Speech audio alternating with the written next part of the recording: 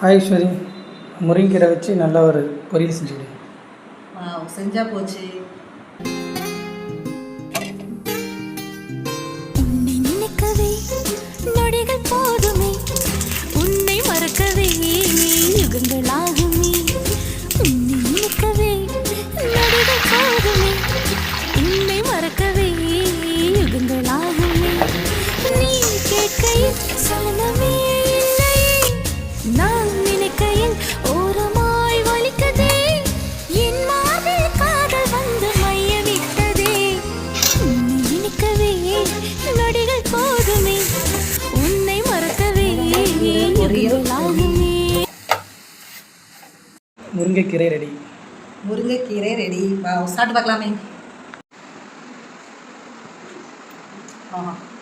அவ்வளோ டேஸ்ட்டாக இருந்த முருங்கைக்கீரை. வாங்க எல்லாம் சாப்பிடலாம்.